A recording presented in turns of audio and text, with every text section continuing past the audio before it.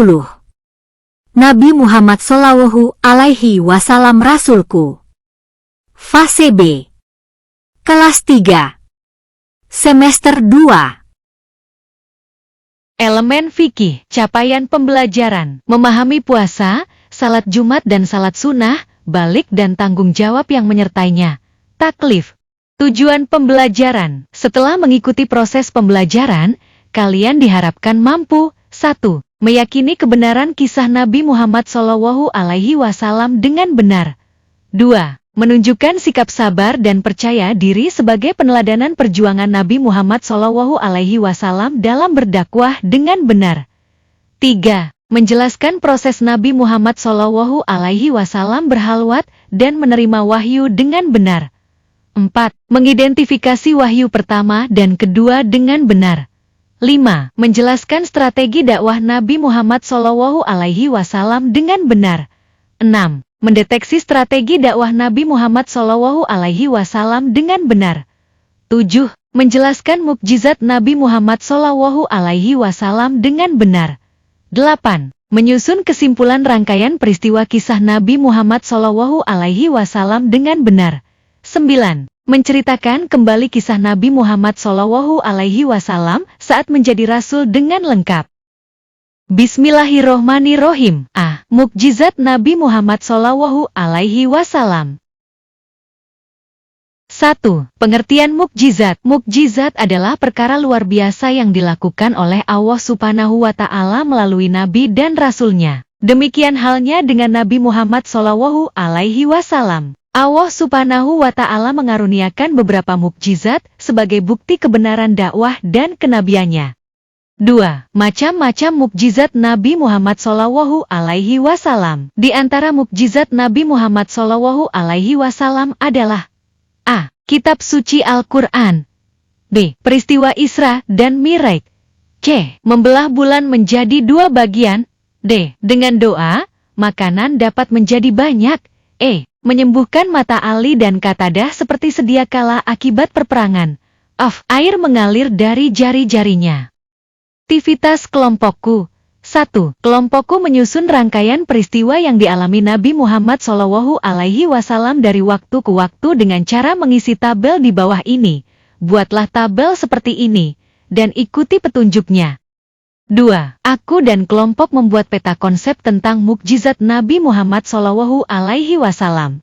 Ayo berpantun. Burung gelatik tampak merana, mencari makan tak ada tersisa, biarpun selalu diejek dan dihina. Rasulullah berdakwah tak berputus asa. Jangan berdiam, segeralah tanya. Bertanya saja pada sang nyonya. Wahyu pertama Al-Alaq namanya. Wahyu kedua Al-Mudassir pastinya. Anak gembala senang bernyanyi lagu tentang sang surya. Dakwah dilakukan dengan sembunyi-sembunyi, terang-terangan untuk selanjutnya.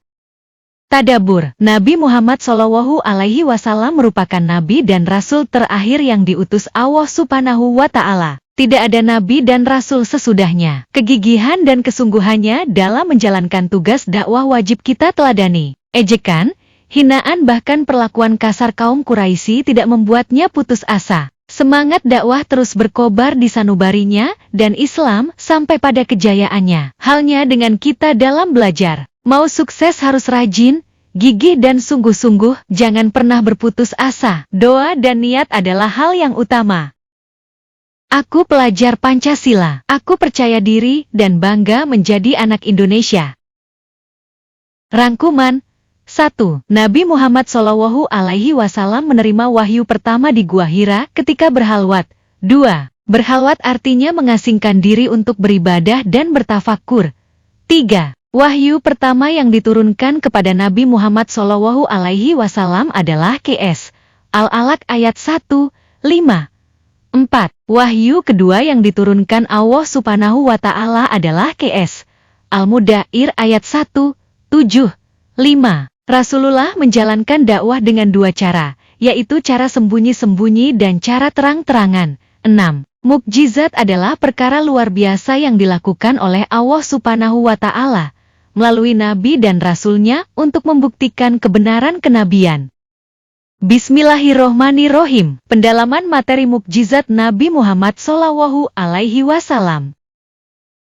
A. Pengertian mukjizat. Secara bahasa, mukjizat berasal dari bahasa Arab, ajaza, yang berarti melemahkan atau membuat tidak mampu. Secara istilah, mukjizat adalah kejadian atau peristiwa luar biasa yang terjadi pada diri seorang nabi atau rasul di luar kebiasaan atau hukum alam, yang disertai dengan tantangan terhadap kaum yang meragukannya, dan tidak dapat ditiru oleh siapapun. Agar suatu kejadian dapat dikategorikan sebagai mukjizat, ia harus memenuhi syarat: 1.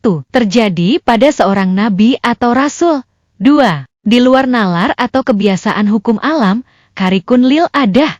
3. Diiringi dengan tantangan terhadap lawan, namun tidak ada yang mampu menandinginya. 4. Bertujuan untuk membuktikan kerasulan dan memperkuat dakwah. A. Perbedaan mukjizat dengan kejadian luar biasa lainnya. Selain mukjizat, terdapat beberapa kejadian luar biasa lainnya yang perlu dipahami agar tidak keliru dalam membedakannya. 1. Karomah, kejadian luar biasa yang diberikan kepada para wali Allah, orang saleh. 2. Maunah, pertolongan Allah yang diberikan kepada orang mukmin biasa untuk keluar dari kesulitan. 3. Irhas, kejadian luar biasa pada diri seorang calon nabi sebelum diangkat menjadi rasul, seperti peristiwa menjelang kelahiran Nabi Muhammad SAW. 4. Sihir istidraj, perbuatan luar biasa yang dilakukan melalui bantuan setan atau jin, ataupun ujian dari Allah untuk menjerumuskan seseorang ke dalam kesesatan.